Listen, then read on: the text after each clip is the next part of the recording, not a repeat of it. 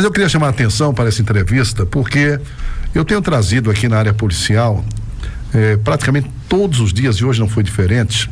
Hoje, inclusive, eu falei de um submarino apreendido, onde 3 brasileiros foram presos em Portugal, transportando 6,5 toneladas de cocaína. 3 brasileiros, um colombiano e mais um outro lá. Então, todos os dias a gente posta aqui informações da Polícia Rodoviária Federal, apreensão nos 4 cantos desse país. Ou seja, a droga está aí, né? O aumento, né? Proporcionou isso, eu acho que a valorização, né? O que ela rende, o tráfico rende, as pessoas acabam se arriscando ao ponto de receber às vezes mixaria para transportar droga de São Paulo para Guanambi, para a região. Outro dia uma mulher grávida foi presa aqui, outra de 21 anos foi presa também. E eu sempre digo, só existe o tráfico porque existe quem usa. Se não existisse quem usasse, se não existe o viciado, para quem ele iria vender a droga? Não é? Então, se aumentou o tráfico de drogas, é porque aumentou o número de usuários. E o grande problema nisso tudo, e eu falava aqui agora, que nós temos uma luta muito desigual.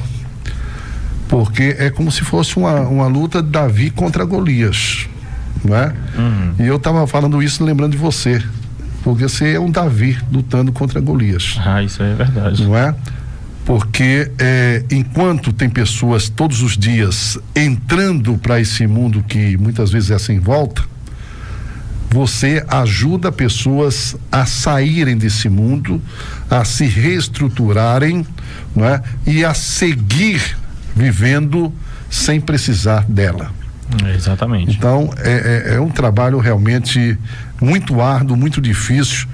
E assistindo alguns depoimentos essa semana que você postou lá no Instagram, e vendo o meu amigo William Talismã, que eu chamo de manteiga derretida, chora por qualquer coisa, é muito emotivo, mas é um ser humano incrível, você sabe disso, não é, Dona Maria?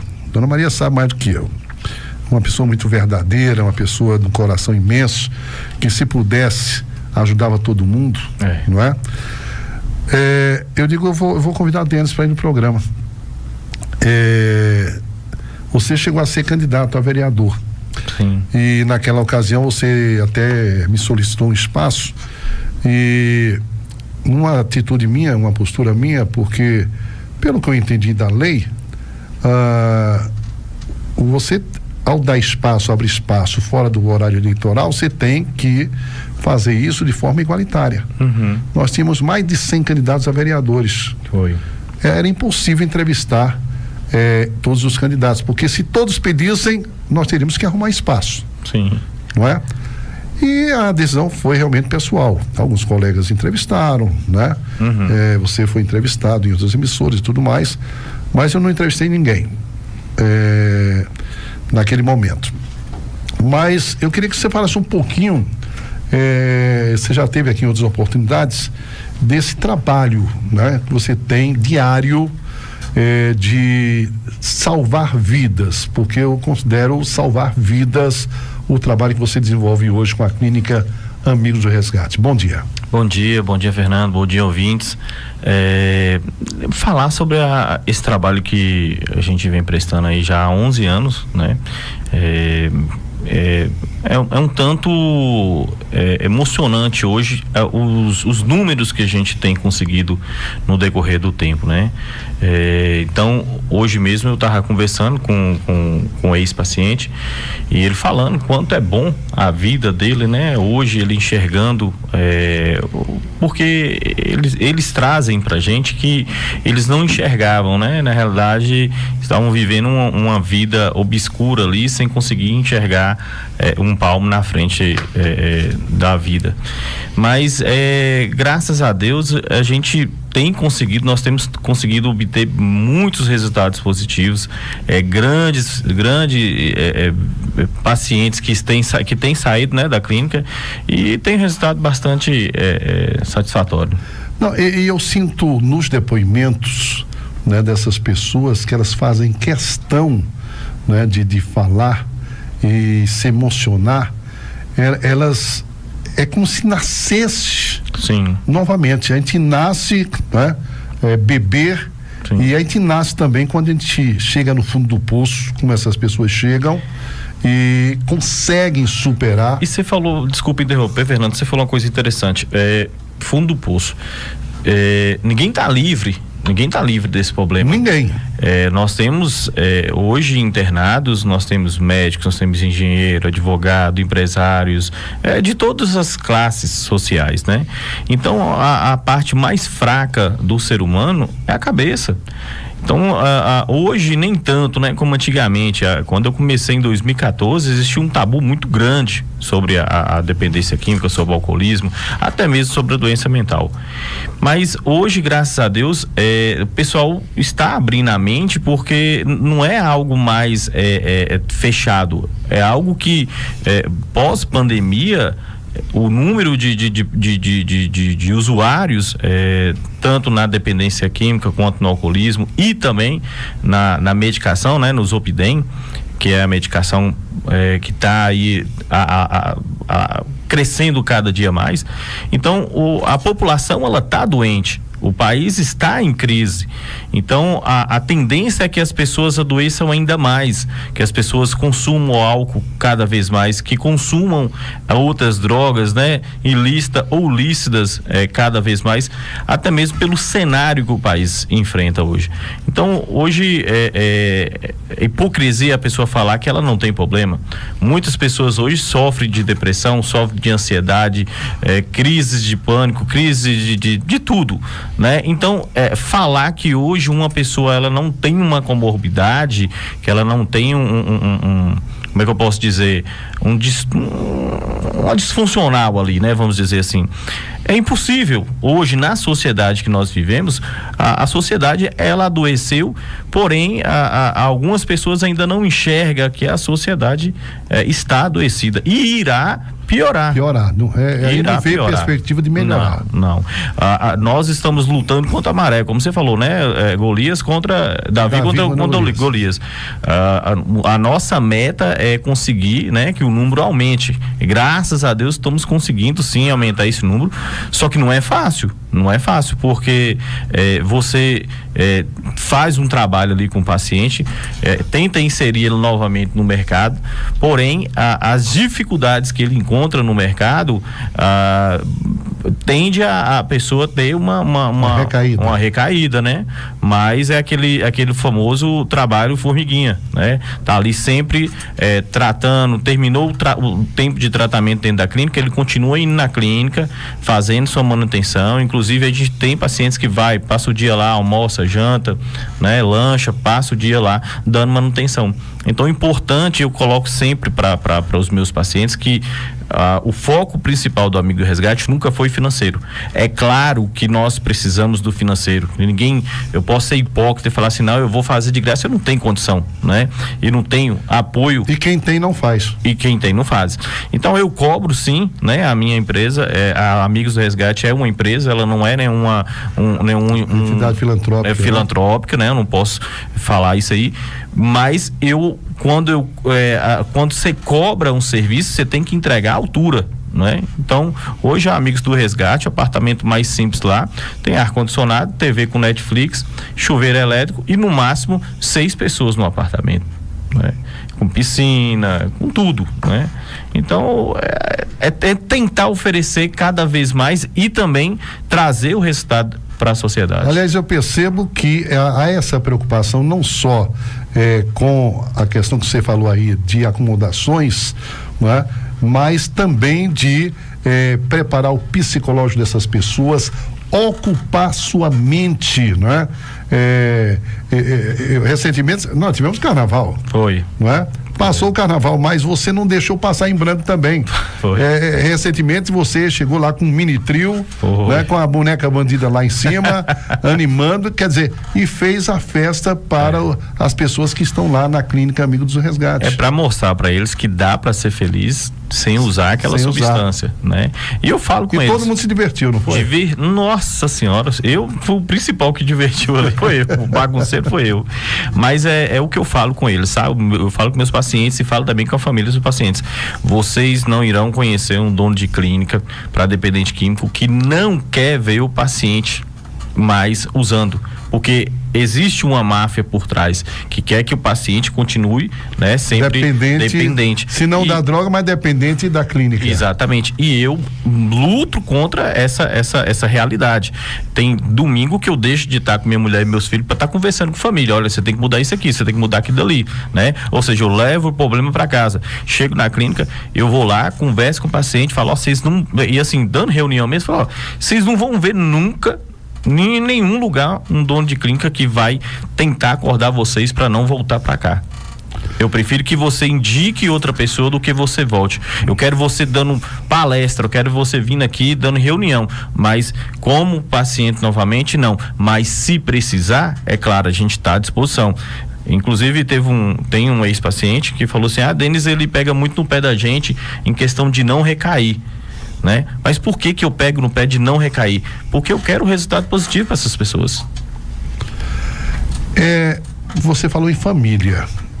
Qual o papel da família nesse trabalho que você faz? O papel da família é de extrema importância. Eu costumo dizer que nós somos uma ponte entre a família e o paciente. A clínica, ela é nada mais, nada menos do que uma orientadora entre o paciente e entre a família. O paciente, quando ele deixa de fazer uso de certas substâncias psicoativas, qualquer tipo de substância, né, que altere sua mente e seu humor, ele passa a enxergar quais os comportamentos errados, né, os comportamentos disfuncionais. E ele começa a acordar para a vida. A família também adoece junto com o paciente, porém a família não consegue enxergar que ela adoeceu. E aí é o nosso maior trabalho, nosso maior desafio é mostrar para a família que ela também precisa de mudar, porque o paciente, ele tá mudando dentro da clínica, mas quando ele sai e ele encontra a família doente sem nenhum tipo de mudança, dificilmente o paciente consegue ficar em pé. Então a família tem que ser tratada também. Tem que ser tratada. É o maior desafio. O paciente está lá dentro da clínica, a família fora tem que ser tratada da mesma forma. Tem que ser tratada, a gente cobra participação e lá é assim, paciente tá dando trabalho, não vou ficar poupando a família de informar não, seu familiar, Fernando, tá dando trabalho aqui, toma o telefone aqui, dá uma chamadinha nele aqui. Com ele. Então assim, é um negócio bem transparente, sabe, Fernando? Não tem esse negócio de ficar dramatizando não, nós somos bem claros, bem objetivos, né, em relação ao tratamento, é por isso que tá dando certo. Qual é o momento mais difícil para o paciente? É o momento que ele chega, porque se ele está dominado por um vício e se ele tem que abdicar daquele vício, não é? E começar o seu tratamento, a gente sabe que tem aquele período chamado de abstinência. Esse é o momento mais difícil para o paciente que chega? Porque eu costumo dizer que a abstinência é como se fosse uma fome, né? O organismo, ele vai pedir, ele vai, né, chamar, e a pessoa, por conta daquela abstinência, ela faz e fala e comete loucuras, né? Então a parte mais difícil, a crucial mesmo, realmente é a abstinência. Então se o seu familiar não tiver num lugar onde tem uma estrutura clínica, onde tem uma enfermaria 24 horas, médicos, aonde vai dar esse suporte para ele, é perigoso o paciente não resistir, né? Tem pacientes mesmo etilistas que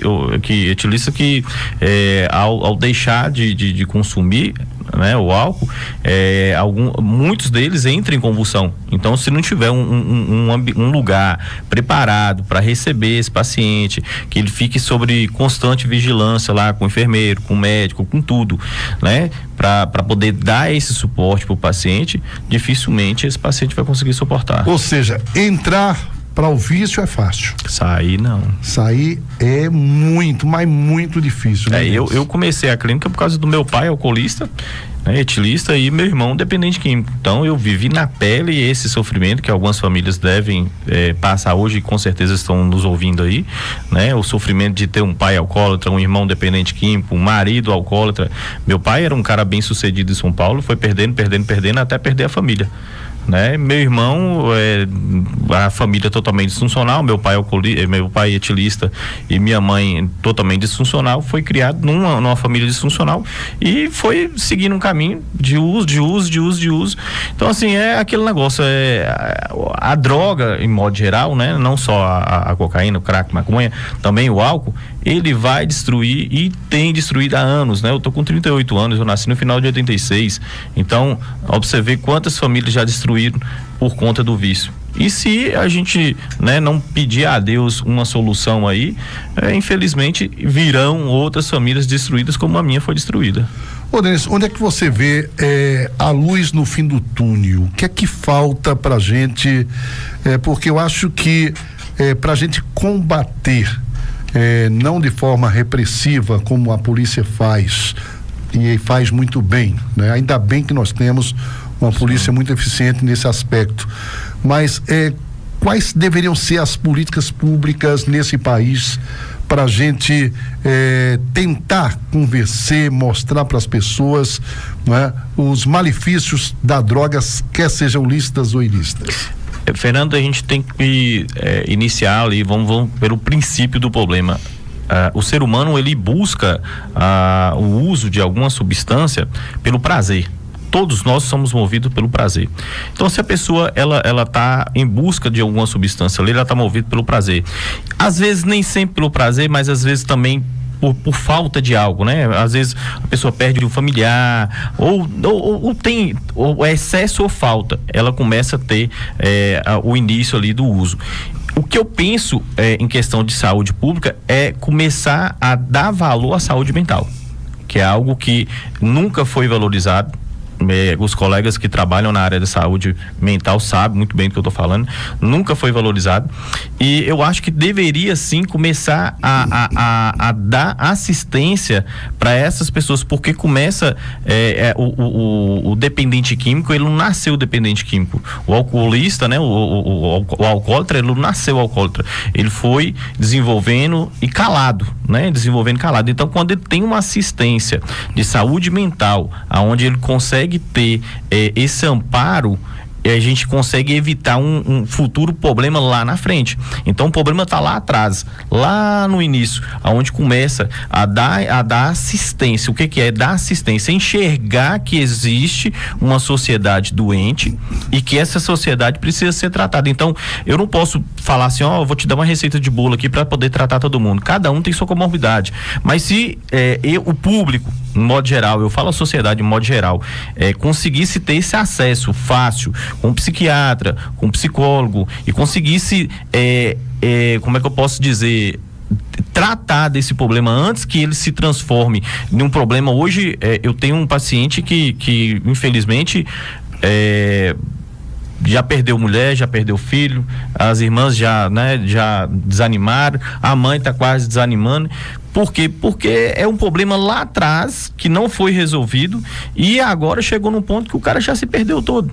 Então eu costumo dizer que a solução para a saúde, para a dependência química é a prevenção. É o tratamento, dinâmicas, inclusive Douglas está aqui comigo, é algo que eu quero começar a desenvolver, palestras nas escolas falando sobre a dependência química. Veja bem, eu tenho um sobrinho hoje que está com 18, 19 anos lá em Montes Claros, e ele começou a aprontar, e eu pensando que ele estava sobre o uso de substâncias, né? E aí eu conversa vai, conversa vem, e ele falou assim, não, meu tio, você acha que eu vou querer seguir o mesmo caminho do meu tio, que é meu irmão? Né? Então ele teve um exemplo negativo na família, né? Ele teve esse exemplo negativo. Então eu penso que nós mesmos, eu não vou colocar responsabilidade mais em ninguém, não. Eu acho que, como você tem acompanhado no Instagram, eu estou fazendo o meu papel. Todo mês eu vou lá, faço as marmitas, entrego para quem precisa, ajudo isso, aquele e tal.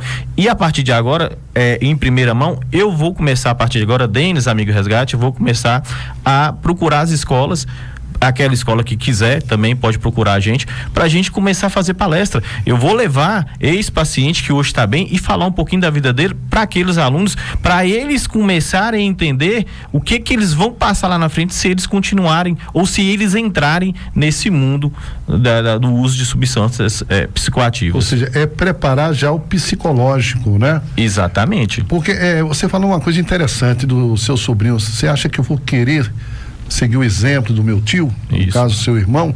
Eu conheço dezenas de famílias onde o pai é alcoólatra ou a mãe é alcoólatra, né? Ou é viciada. Sim. E os filhos nem sequer toca um copo de cerveja. Isso. Quer dizer, vai muito também da formação, não é? Às vezes o pai é alcoólatra, mas a mãe tem uma personalidade forte e consegue passar valores para esse filho, para que ele não siga aquele exemplo errado que ele convive no dia a dia. Isso é 1 em 1 milhão, né? Eu costumo dizer, porque é muito difícil, porque você é o fruto do meio, né? Você é fruto do meio. Nesse caso é uma exceção à regra. É, né? Uma exceção à regra, porque geralmente aquela pessoa que foi criada no uso ali é algo que tá tão comum na vida dela que ela usando aquela substância é normal. É normal. Né? Então, quando você consegue fazer demonstrar para essa pessoa que, olha, ó, tá vendo esse resultado? Porque tem algumas pessoas, como eu citei o exemplo do meu sobrinho, que vê, não, meu tio só perdeu na vida, então eu não vou querer entrar nessa. Ele pode aprontar de qualquer forma, mas droga ele não vai usar, porque ele sabe aonde o tio dele chegou, né? E tem os exemplos também, o meu pai é alcoolista, minha mãe é isso, ou meu tio é isso, eu não quero isso para mim. Mas isso aí é 1 em 1 milhão, a maioria, infelizmente, segue os caminhos, né? Porque é o fruto do meio. É o exemplo. É o exemplo, né? É muito difícil você achar uma pessoa que vive ali num meio onde o pai é alcoolista, a mãe é dependente químico, o irmão é usuário de droga, que essa pessoa, ela não siga o mesmo caminho. Isso aí é 1 em 1 milhão. Existe? Existe, mas é difícil de encontrar. Agora, a gente vê a sociedade só fazer cobrança, né, na ponta. Uhum. E esse trabalho que você fala aí, a gente não vê assim de forma mais efetiva sendo feito, por exemplo, como você falou, nas escolas. Sim. Né? É uma coisa meio explorádica, né? Eu acho... Adotar realmente isso como até mesmo como uma matéria obrigatória. Eu acho que assim, uma coisa que eu aprendi nessa política, Fernando, e assim, confesso pra você que eu gostei, viu? Suspeito de falar, eu gostei. A política, ela me ensinou muita coisa. Vi muita coisa em Guanabi que eu não conhecia, enfim. Uma coisa que eu aprendi na política é que eu não devo culpar o outro, nem responsabilizar o outro para algo que eu posso fazer. Então eu sou um Davi contra Golias. E eu sei da minha capacidade, eu sei que eu posso doar mais para a sociedade. E eu não estou falando de dinheiro, eu estou falando do meu tempo, né? Então eu já estou com esse projeto aí das marmitas, que está dando certo, graças a Deus. Digo isso como fosse um retorno para a sociedade de Guanabi, pela forma que a Guanabi me abraçou e pela clínica, né? Então, assim, se a clínica está hoje em Guanabi e é o sucesso que está, primeiro a Deus. Então eu tenho que entregar a Deus o que ele, né, me entrega. Me proporcionou. E agora, trazendo na entrevista aqui, eu pensei no que a gente estava falando sobre saúde pública, e em vez de eu ficar tentando responsabilizar alguém que está na ponta, ou que está na administração do governo federal, estadual, municipal, eu acho que eu tenho que começar a fazer o meu papel. Independente do que vão pensar, o que vão falar, o que vão criticar, né? Eu tenho que começar a fazer. Eu acho que se cada um pensasse dessa forma e cada um começasse a plantar ali uma sementinha positiva, eu acho que talvez meus bisnetos conseguiriam colher pelo menos um pouco desse fruto. Ô Denis, você falou aí desse trabalho social que a gente tem visto, tem acompanhado, não é? Mas esse é o momento, você consegue naquele momento saciar quem tem fome, isso, não é? Quem está vivenciando aquele momento, vivendo na rua, isso, basicamente. A gente sabe que nesse meio tem pessoas que não querem sair da rua, uhum, não é? Até porque eu já ouvi isso de gente que está na rua, de dizer o seguinte: na rua eu ganho mais se eu estivesse trabalhando. Isso. Você não acha que a sociedade às vezes tem culpa quando se depara com pessoas em situação de rua e que pede um dinheiro ali e a pessoa se comove naquele momento e dá aquele dinheiro, e a pessoa muitas vezes não pega o dinheiro para o alimento e vai na boca comprar uma pedra de caca? Uhum. Eu sou até suspeito de falar, porque eu ainda, por mais que eu mexa com dependente químico, eu sei que esse dinheiro vai para uso, só que eu não posso culpar a sociedade, porque eu também cometo esse erro. Eu não consigo olhar no rosto do cidadão, da cidadã ali, e dizer que esse dinheiro ele vai para o uso daquela substância, né? Mas inclusive sábado eu estava saindo de um comércio, e aí chegou um senhor e pedindo dinheiro para poder comer e tal, fez toda uma história, toda uma narrativa, e aí eu pensei, só tinha R$2 no bolso, e eu pensei assim: rapaz, esse cara tá pedindo dinheiro para usar droga. Aí depois eu parei, pensei e falei assim: ó, eu vou fazer minha parte, pode ser que não seja para droga, né? E aí doei ali os R$2 para aquele camarada. Agora, se ele foi usar, né? Aí eu não tenho como controlar, mas nós somos movidos pela emoção, sabe, Fernando? Uhum. Eu tenho certeza que também você já fez muito isso aí, e faz, né? Já, e também já vivi muitas experiências, né? Por exemplo, você falou do dinheiro, eu já vi pessoas que pediram dinheiro dizendo que era para comprar o leite para levar para o filho. Sim. A pessoa comovida foi lá e não deu dinheiro, foi lá na farmácia, comprou a lata de leite e deu. E a pessoa foi lá e trocou a lata de leite pela droga. É triste, né? É triste. Isso é a mais pura realidade. Não, isso é que você tá falando. Acontece sempre. É o que você tá falando aí, é a pura realidade. Eu sou testemunha disso. Não, eu vejo, inclusive quando eu saio para entregar a marmita, eu percebo que tem algumas pessoas que pedem ali, que está em estado de rua, que pede mais uma, mais duas, mais três, e aí eu já, peraí, tá pedindo isso aqui, não é para poder comer, né? É para trocar por droga. Até cesta básica já se trocou por droga. Isso aí é fato. É complicado. É difícil. Mas, Denis, você disse que está há mais de 10 anos já com a clínica, né? Nós completamos agora em março 11 anos. 11 anos. 11 anos. Quantos pacientes hoje? Hoje nós estamos com 64, 65, né, Douglas? 64, para ser bem preciso. Quantas pessoas já passaram pela clínica? Você Nossa, muita gente. Muita gente, né? Eu chego a arrepiar porque é muito gostoso. Esses dias, né, Douglas, a gente tava passando a rotatória, aí um cara deu preferência pra gente, eu buzinei, agradeci, o cara gritou: ô Denis, ô Douglas, parou lá.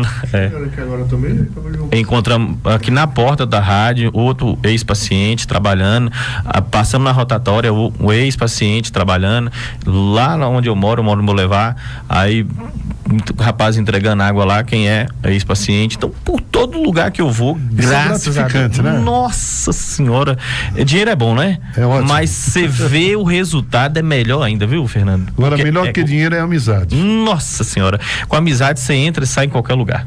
Com certeza. Olha, gente, eu acho que eu acertei em cheio. Eu precisava trazer você aqui para a gente falar justamente sobre isso. É porque, olha, conclusão disso tudo, nós precisamos parar, e nós seres humanos somos assim, e eu me incluo, parar de reclamar. Verdade. A gente reclama muito e faz pouco. A gente precisa fazer mais e reclamar menos. Isso serve para a sociedade, isso serve para os políticos também, e a sociedade cobrar dos políticos, não é? Que nós tenhamos mais trabalhos nesse sentido de conscientização, de formação, né? De recuperação também, porque a sociedade ela só fica apontando. Aponta, julga, não é?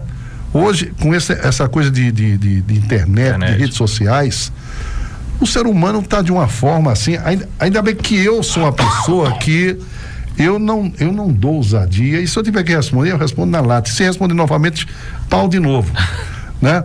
Mas tem gente que perde tempo, às vezes, você posta uma foto ou mostra que você evoluiu, que você emagreceu, que você está bem, sempre aparece um cãozinho, sabe, lá, enviado do capeta para comentar, para fazer críticas, e tem gente que não está preparado para colocar a cara na tela deles. É verdade. Eu tenho certeza que você que sempre está com a cara na tela, eu estou aqui todos os dias, nas redes sociais não gosto muito de colocar a cara, mas em breve eu vou estar colocando e vou falar muitas verdades. Mas é bom. Não é? É bom. Mas sempre aparece um para fazer uma crítica. Rapaz, para ajudar não, né? Não, o que eu tenho de críticas, até mesmo doando marmita, fazendo um trabalho social, outro ali, me entregando, né? Aí eu escuto uma crítica ali, aí eu paro, penso, rapaz, eu vou deixar isso me parar? Não vou não. Aí eu continuo. Aí chega lá na frente mais outra crítica, você tá ali ajudando, aí você é criticado, você é julgado, e assim, você tem que, se você quer mudar, se você quer mudar a realidade desse país, né? Você tem que estar preparado para crítica. O nosso país é aquele país inverso, o certo é errado, o errado tá certo, né? Então eu não ligo muito pra crítica não, a pessoa vem, critica, fala mal isso, aquilo, eu vou levando no banho-maria, vou deixando, porque se eu deixar a crítica me parar, eu tô sendo fraco demais, né? Então eu não vou parar, eu vou continuar. Eu já recebi crítica e recebo crítica, e é com as críticas que eu cresço. Muito bem. Denis, muito obrigado por ter vindo. O Douglas que te acompanha é também um ex-paciente? Não. É não? É não. Ah, não, foi o outro que veio outra vez, né? Foi, Douglas é o gerente, ele é psicólogo. Aquele que esteve aqui com você da outra vez? Foi o Iago. É ex-paciente. Não é? Exatamente. Do marketing. Que até tem várias pessoas que passaram pela clínica e hoje trabalham com você, né? Sim, hoje nós temos quantos, Douglas? Quantos pacientes que são ex-pacientes que são funcionários? É bastante, viu, Fernando? Rapaz, até o Douglas, que parece que... É um quase 40% dos funcionários de dentes. Dos 27, é um quase 40%. De 30% a 40%. 30% a 40% dos funcionários são ex-pacientes da clínica. Porque eu penso assim, se eu não começar a dar oportunidade para eles, lá fora é mais difícil. Então eu falo, aqui é o trampolim. Você vai decidir o que você vai fazer agora. Você saiu de um tempo de recuperação, agora vamos colocar em prática. Você vai querer trabalhar e vai querer mudar de vida, ou você vai querer, né, desfazer tudo que você construiu até agora? Não, aí a pessoa pega, ela começa, engraçado, é tão gostoso, rapaz, você vê. E eu tenho lá no Instagram lá, ex-paciente que trabalha com a gente hoje e valoriza tanto o emprego. Valoriza, né, Douglas? É tão gostoso de ver essas pessoas retomando o seu espaço no mercado de trabalho, se tornando um membro aquela outra que você abraçou lá, que era ex-paciente também, né? Isso. A alegria dela. Nossa Senhora. A imagem mostra isso, né? A alegria de comprar um celular. Não é a questão do dinheiro, é dela trabalhar, é dele trabalhar e ele mesmo pagar suas contas, comprar seu celular, ser independente, né? Então isso é maravilhoso, é só Deus para pagar. Que Deus continue te abençoando. Amém, queria agradecer a tua presença aqui, foi muito bacana, tá? E que outras pessoas sigam o exemplo do Denis, tá? Parem de reclamar e comecem a agir, tá certo? Ao invés de você criticar, faça alguma coisa. Exatamente. Tá certo? Porque se cada um fizer a sua parte, não é igual a história da andorinha. Né? Uma andorinha só não faz verão, mas muitas andorinhas, com certeza. Transformam essa realidade. Obrigado, Denis, pela presença. Fernando, quero agradecer o espaço aqui, cara. Você sabe que eu sou seu fã, né? Além de amigo, sou seu fã. Não vou puxar a sardinha, não, mas um camarada honesto, tá? Como você, e uma pessoa que sempre me apoiou, desde quando eu cheguei em Guanambi, sempre me apoiou, sempre esteve do meu lado, e eu quero agradecer muito esse espaço, meu irmão, e você é uma pessoa iluminada, você saiba disso, viu? E aí nós lá da Clínica Amigo Resgate, estamos lá à disposição, e sempre que puder, passa lá pra gente tomar um cafezinho, rapaz, beleza? Eu vou passar, agora eu não posso fazer igual o William Talismã, viu? Boneca! Ô, boneca, show! Eita! Dona Maria, um abraço, Dona Maria. Figura maravilhosa, viu? Valeu, comecei com Denis, Amigos do Resgate.